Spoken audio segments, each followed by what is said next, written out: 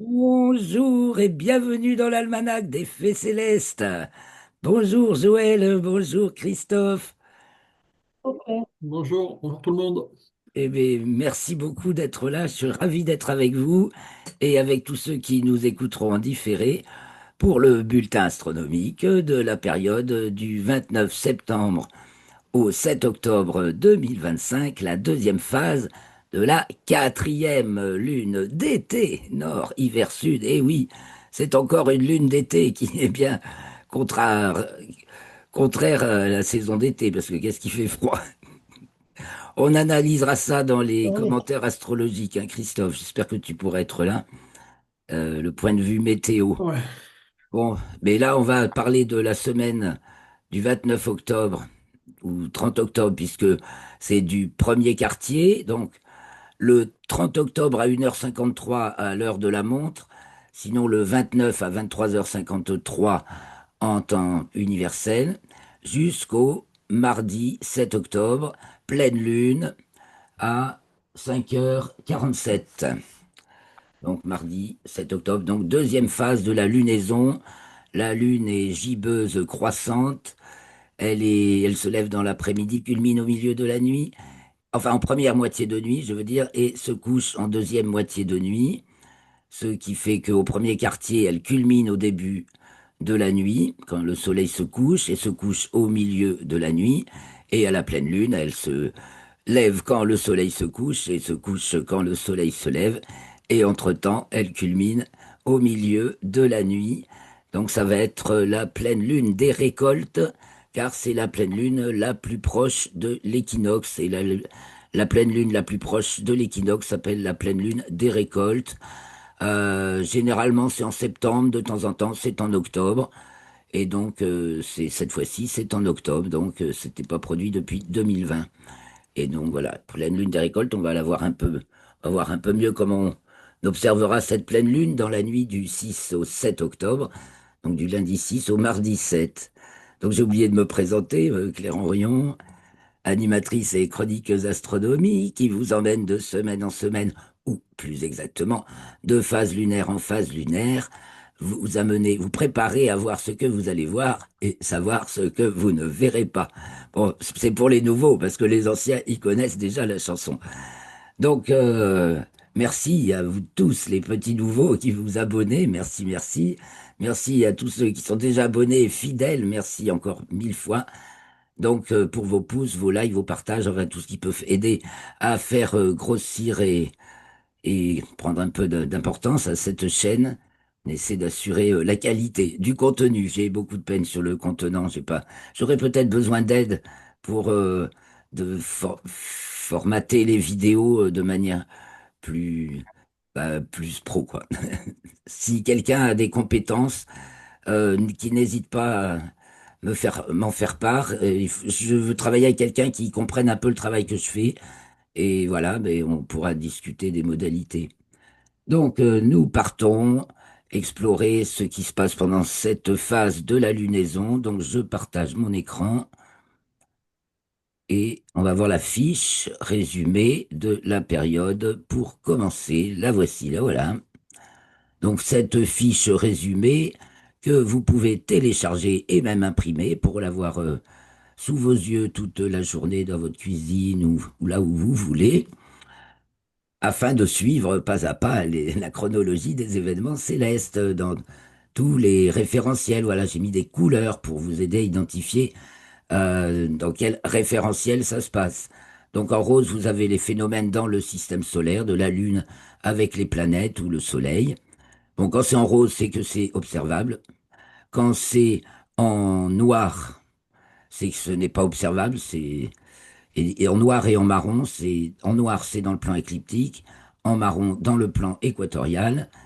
Et puis, voilà, donc ça s'observe pas, mais c'est des petits points de mécanique céleste. Donc, en gris, vous avez la Lune quand elle change de signe. Et ensuite, en vert, vous avez ce qui se passe entre les astres du système solaire, donc Soleil, Lune et planètes, et les étoiles. Donc là, par exemple, cette semaine, Mercure est conjoint à l'étoile Spica de la Vierge. C'est invisible car Spica se couche juste après le Soleil et Mercure aussi. Dans la demi-heure qui suit, c'est noyé complètement dans la lueur solaire. En vert aussi, bah, les planètes devant les constellations, vert un peu plus foncé. Et en bleu, vous avez ce qui se passe du point de vue héliocentrique. Donc au lieu d'être sur la Terre, là on est sur le Soleil, enfin du point de vue du Soleil, dans le plan de l'écliptique toujours, c'est-à-dire le plan Terre-Soleil, mais là du point de vue du Soleil, tandis qu'en noir, rose ou vert, vous avez dans le plan de l'écliptique, mais du point de vue de la Terre. Alors, cette semaine, donc, le premier quartier advient mardi 30 à 1h53. J'aurais dû laisser tout ce qui se passait le 29. Et je vois que je ne l'ai pas fait. Ça va modifier ma mise en page si je le remets.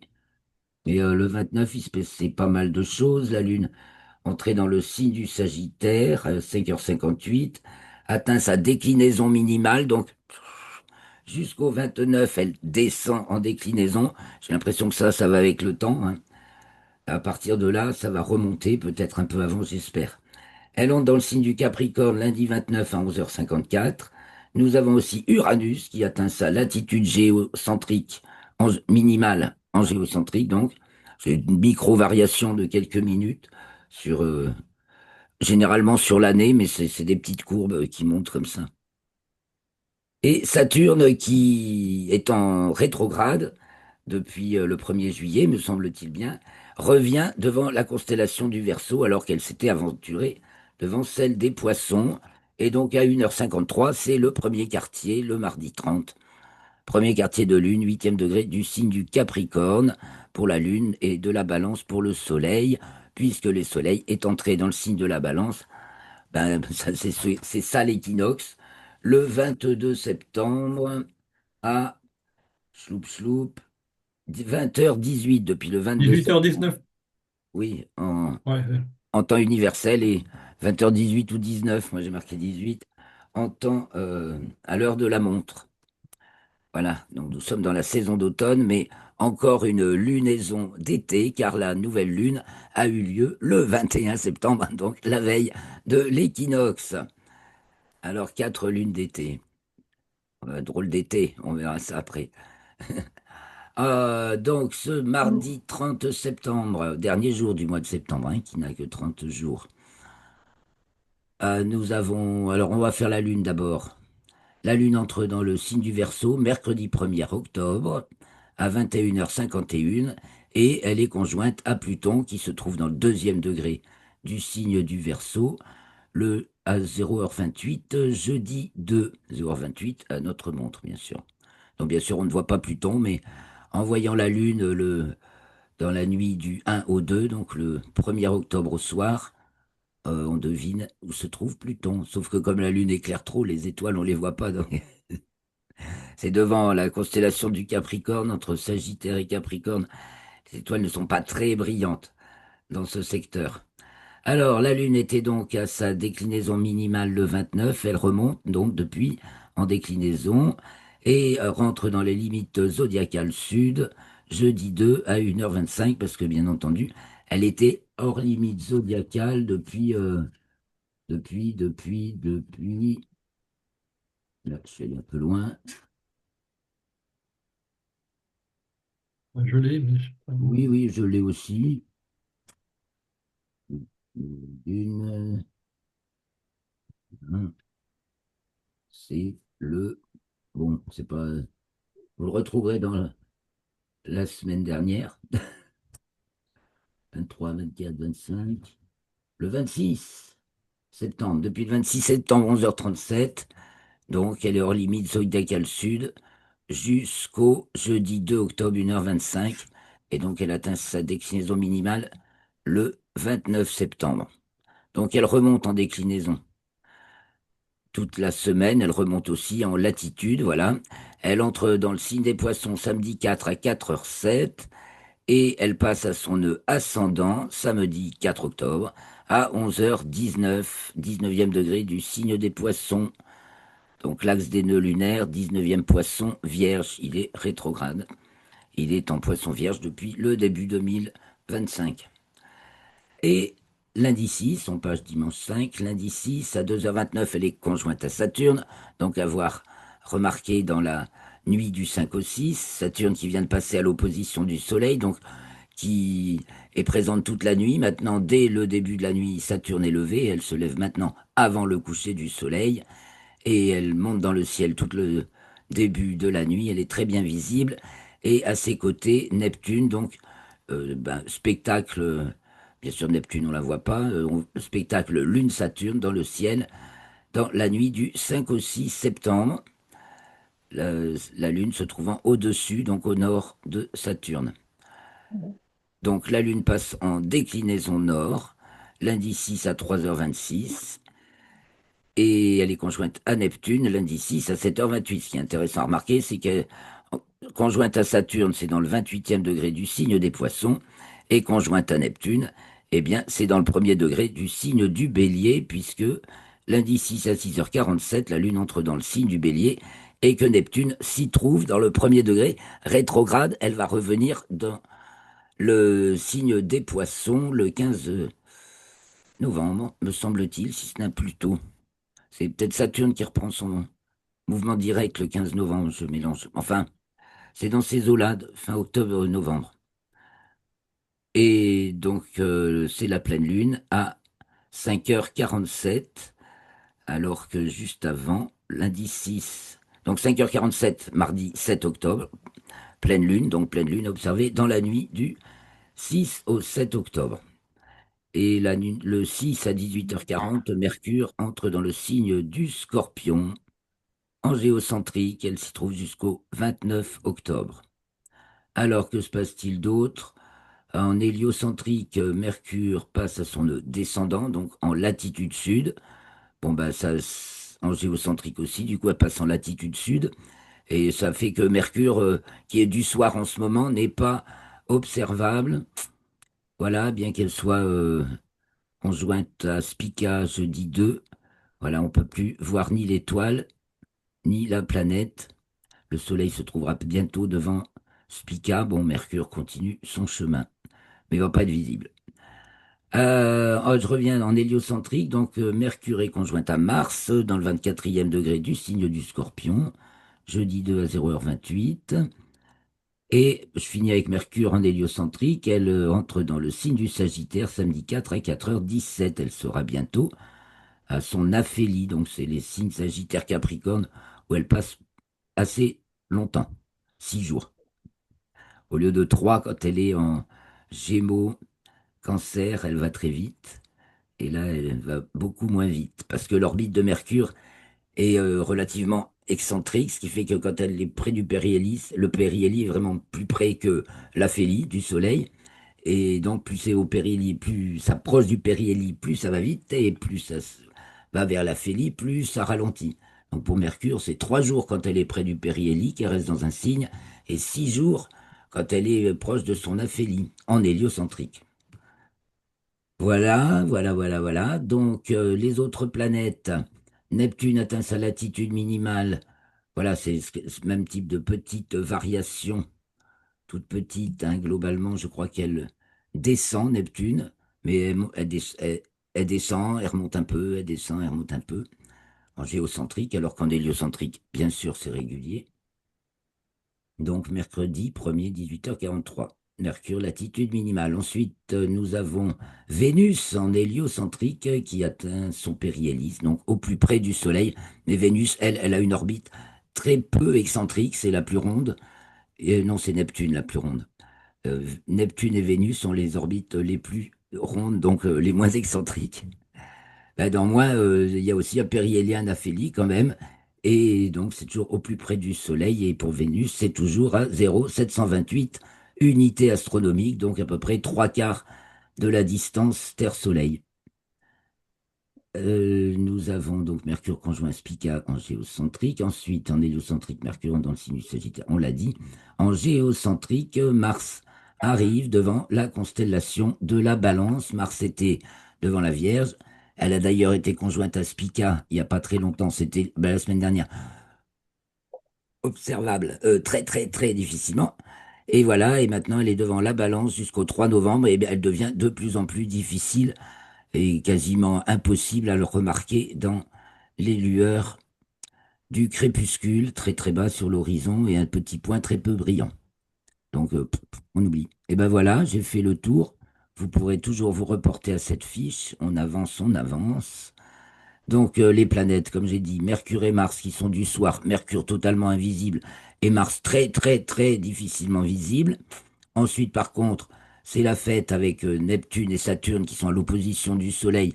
Mais c'est la semaine où la Lune est gênante. Hein, elle est gibbeuse croissante. C'est pas, elle éclaire trop pour voir Neptune. Pour Saturne, c'est pas grave. C'est pas un problème. On voit bien Saturne, on peut l'observer. Nous avons Uranus qui se lève de plus en plus tôt. Bien sûr, elle va être à l'opposition en octobre, aux alentours de 21h30, donc sous les Pléiades. Relativement facile à repérer.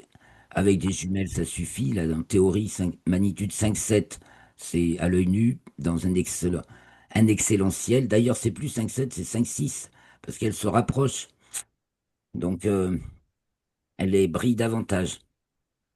On se rapproche de son opposition, donc de son périgée.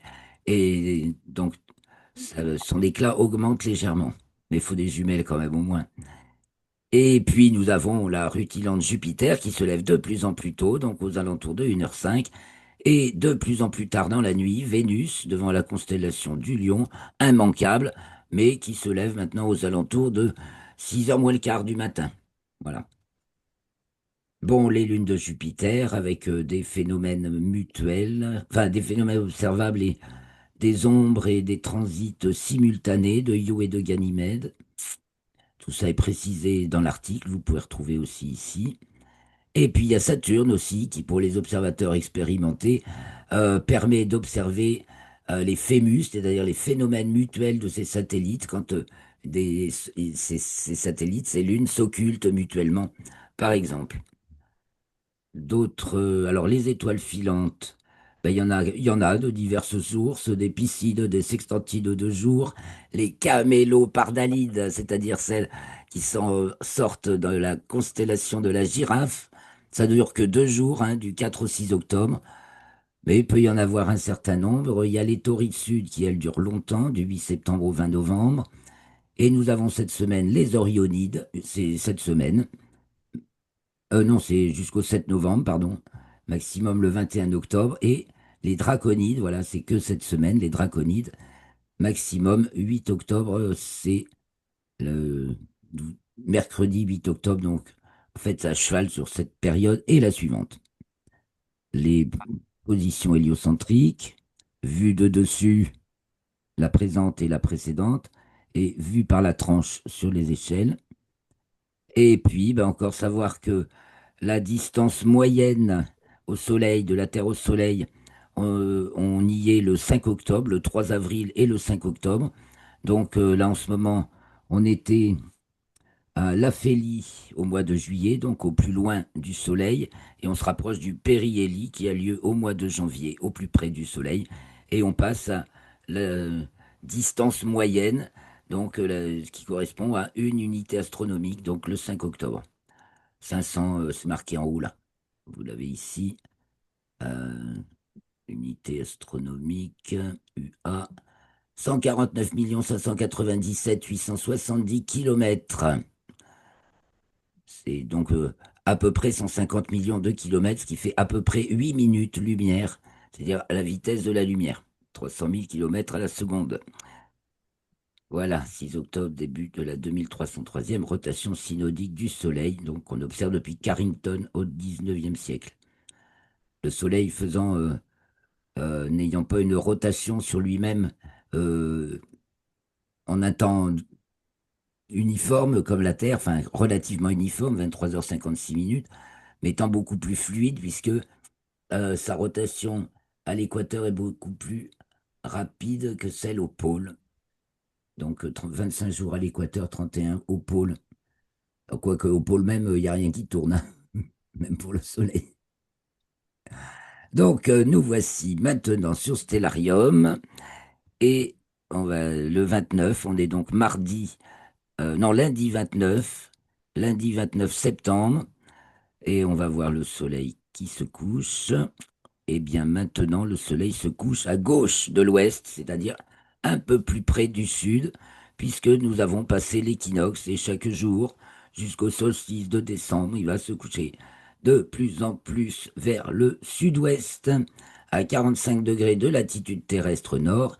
Il se couchera au sud-ouest le jour du solstice de décembre, soit le 22 décembre.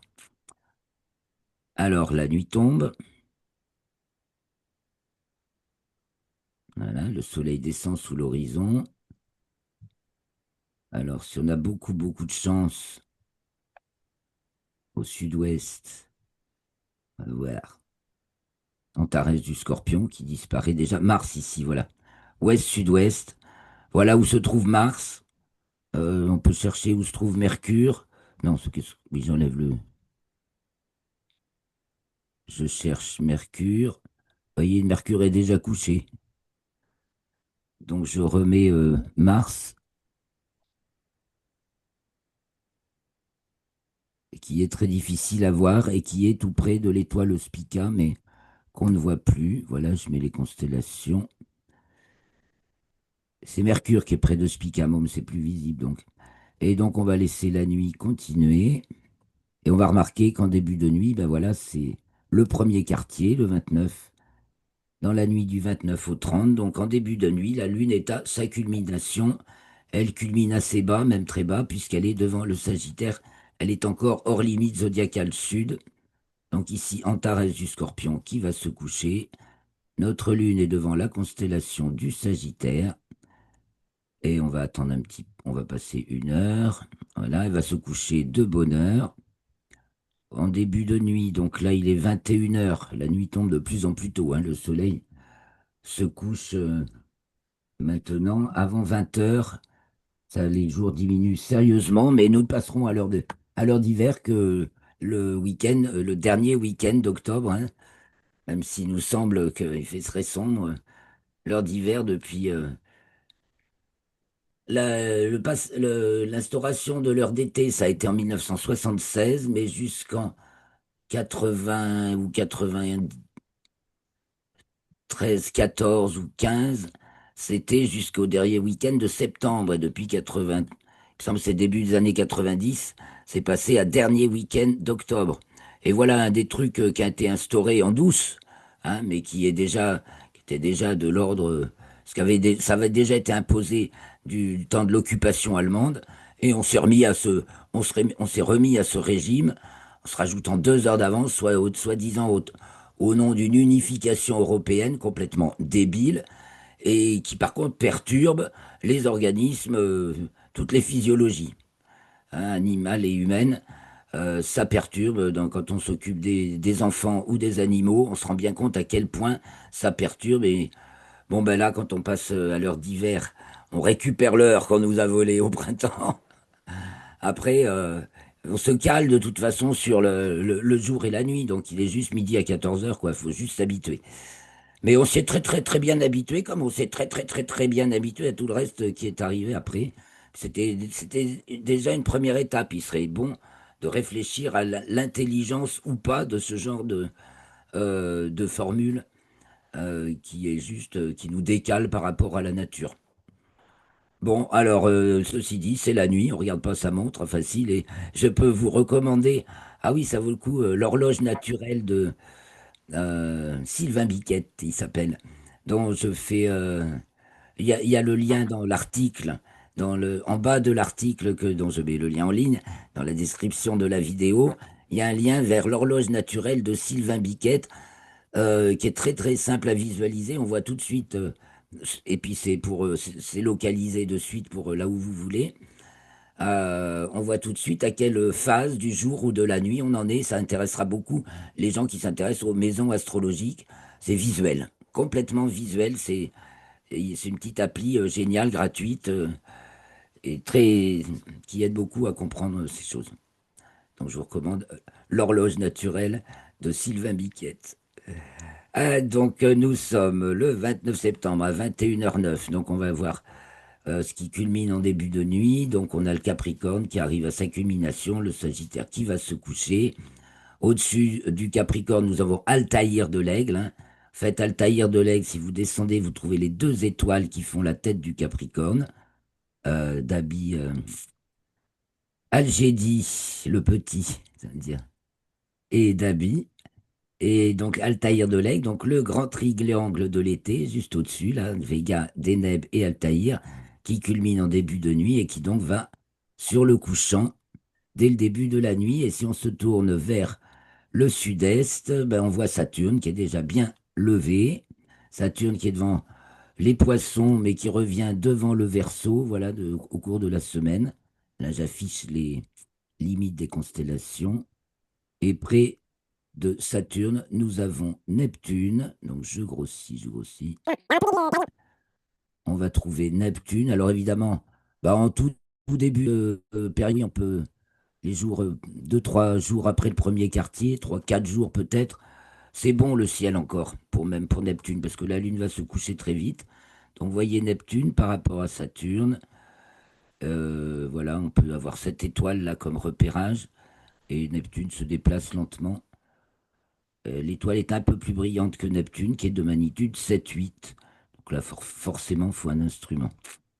Donc à la frontière des constellations du Verseau et des Poissons, Saturne et Neptune. Dès le début de la nuit, maintenant, elles vont se coucher avant le lever du Soleil, puisqu'elles ont passé leur opposition. Et elles culminent de plus en plus tôt. Ouais, à l'est s'élèvent donc les Poissons, sous le grand carré de Pégase. Et du côté du nord, en début de nuit, nous voyons la grande ours qui descend vers le sol, tandis que au zénith, bah, le signe au zénith, la petite ours et le dragon qui descendent. Et à l'ouest, eh bien, c'est Arcturus du Bouvier qui descend très vite, très bas, mais brillante. Alors on la repère, un point rouge. Un point rouge bas sur l'horizon à l'ouest, qui est dans le prolongement de l'arc formé par la queue de l'ours. Alors on avance un peu dans la nuit, on va se mettre du côté du sud pour commencer. On va aller jusqu'au milieu de la nuit. Donc on voit ici à gauche ce qui se lève, donc la baleine en dessous des poissons, hein, le grand monstre marin qui s'apprête à dévorer la pauvre Andromède qui est juste au-dessus, attachée à son rocher, n'est-ce pas? D'où heureusement, juste à temps, Persée viendra la délivrer, donc Persée qui est ici, chaussée de ses sandales ailées, et qui l'emmènera sur le dos de Pégase, c'est pas le pan, hein, c'est Pégase, pour rentrer au pays de Céphée et de Cassiopée, son père et sa mère, respectivement le roi et la reine d'Éthiopie. Voilà la belle histoire la belle scène qui se déroule tous les jours, 4 minutes plus tôt que la veille, du côté de l'Est, quand se lèvent Pégase, les poissons en dessous, Pégase et Andromède, Céphée, Cassiopée, qui sont circumpolaires, donc elles sont toujours là. Et puis, justement, Andromède avec en dessous les poissons et la baleine. Et puis, le valeureux Persée qui vole dans les airs. Bon, alors, il est 22h09. Alors, on continue encore un peu. On va au milieu de la nuit, 0 heure. Ben, c'est à 0h39, hein, en ce moment, l'équation de temps fait que le jour, le midi et le minuit vrai se produisent de plus en plus tôt par rapport au midi et au midi minuit moyen. Donc 0h39 chez moi, méridien de Paris, c'est l'heure du minuit vrai. Non, pas 0h39, 1h39, on est en heure d'été. 1h39 chez moi. Et au méridien de Paris, c'est l'heure du minuit vrai cette semaine. Donc 13h39, c'est l'heure du midi vrai cette semaine au méridien de Paris. Donc au minuit vrai, nous avons Divda de la baleine qui culmine en dessous de Saturne. Et donc c'est le moment où le grand carré de Pégase, qui là est vraiment bien carré, passe à sa culmination en dessous. Là il est très haut avec Andromède. Voilà. Donc à l'est, en milieu de nuit maintenant, se lève Orion et les Gémeaux ornés de Jupiter. Donc de plus en plus tôt, bien sûr, les étoiles chaque jour, 4 minutes plus tôt que la veille. Donc les mages d'Orion, Aldébaran du Taureau et les Pléiades. Et ici, juste en dessous des Pléiades, nous avons Uranus. Uranus, donc on peut chercher avec des jumelles, voilà, on trouve les Pléiades. On descend un petit peu. Et voilà la configuration du champ. Donc Uranus n'est pas très très difficile à trouver en ce moment. Entre deux étoiles qui sont, même trois, vous voyez, qui doivent être à peu près de magnitude équivalente ou moindre. Voilà, nous sommes au milieu de la nuit. Je sens que le temps qui m'est imparti va être très réduit. Un petit coup vers le nord, un petit coup d'œil au nord. En milieu de nuit, en cette saison, c'est la Grande Ourse, ça y est, elle remonte du côté de l'est donc. Tout en haut, il y a Cassiopée qui prend la forme d'un M du coup, qui culmine. Et puis le dragon et la petite ours descendent du côté de l'ouest. À l'ouest s'en va vraiment le grand triangle de l'été, là, Vega, Deneb et Altaïr. Tout le monde se couche. Altaïr en premier. Et au sud, donc, culminent les poissons et Pégase, on l'a dit. Donc, on voit ce qui se passe en fin de nuit. Donc, maintenant, c'est milieu de nuit, Jupiter se lève devant la constellation des Gémeaux. Alors, 3h39, 4h39, 5h39, voilà le lion. Et Vénus, voilà, il faut 6h moins le quart. Madame Placard, Vénus apparaît. Donc, on va attendre un petit peu. Voilà, à 6 heures du matin, Vénus est là. Elle n'a pas besoin d'être haute. Dès qu'elle se lève, on la voit. Si évidemment, c'est pas bouché, bouché, bouché. Et puisque c'est l'astre le plus brillant après le Soleil et la Lune. Voilà pour cette semaine, ce que nous allons voir dans le ciel. Donc, on a dit la Lune est conjointe à Saturne. On va faire la Lune un petit peu quand même. De jour en jour. Alors, on va passer. Ouf, voilà, le 29 au soir. Le 30 au soir, la Lune, c'est là qu'elle est conjointe à Pluton. Ah non, je veux la Lune, mince, vous savez. Et donc la Lune, voilà. Non, la Lune. Merci. Merci, Stellarium. Donc la Lune, le 30 au soir. Et la Lune, le 1er octobre au soir, c'est là qu'elle est conjointe à Pluton, qui est là. Voilà. Le premier, j'ai dit. Voilà. Donc le premier au soir, 1er octobre au soir, quand vous voyez la Lune, vous pouvez voir un peu, vous pouvez deviner où se trouve Pluton, bien sûr invisible à l'œil nu, et même à nos télescopes en visuel, et même très difficile maintenant. Donc nous avons l'étoile Faux-Maillot du poisson austral ici, hein. Ensuite, les jours passent, les minutes aussi de cet enregistrement. Donc nous allons à le 2. La Lune est devant le Capricorne. Le 3, elle est conjointe à Saturne, ça que je voulais vous montrer. Donc, le 3, 4, 5, 5 octobre, devant la constellation des Poissons, frontière Verseau, Poisson, Lune et Saturne. Alors, c'est pas le jour pour chercher Neptune, hein, parce que là, vraiment, pauvre Neptune, elle est complètement noyée dans l'éclat lunaire. Mais la Lune et Saturne seront immanquables à remarquer. La Lune pratiquement toute ronde, donc on va aller jusqu'à la pleine Lune. Ben, j'avais quelques images à vous montrer, je crois que j'aurai pas trop le temps, mais bon. Donc la pleine Lune, c'est la nuit du 6 au 7. Donc on va l'observer à son lever. À son lever, le 6 non pas le 9. Oh, vraiment les commandes à à la molette demandent beaucoup de délicatesse. Oh bon sang. Ah, ben je passe du 5 au 9. C'est quoi cette histoire? Ah, nous y sommes. Ah ben non, ça serait mis sur le 5. Voilà la Lune, le 6 au soir, donc devant la constellation des Poissons. Elle se lève donc un petit peu avant le coucher du Soleil, une vingtaine de minutes, me semble-t-il. Donc à l'est, pratiquement. Elle s'élève devant les Poissons, à gauche de Saturne, puisqu'elle y est passée la veille en conjonction. Elle culmine au milieu de la nuit. Nous y sommes presque là. Voilà, ici le méridien. Elle culmine depuis le mois de juillet. Chaque pleine lune culmine un peu plus haute un peu plus haut que la précédente, jusqu'au mois de décembre. En juillet, c'était le plus bas. Bon, ben, je crois qu'on va finir la course de la Lune et je vous dis au revoir et merci. Rendez-vous le, on va sauter une semaine, le lundi de la semaine suivante. Donc, ce sera le 6, lundi 6 octobre, car je vais faire les vendanges entre-temps. Je vous adore, je vous dis merci d'avoir suivi ce bulletin astronomique jusqu'au bout. Excellente semaine et bon ciel, et on se retrouvera pour la pleine lune. Salut les amis, merci beaucoup, portez-vous bien.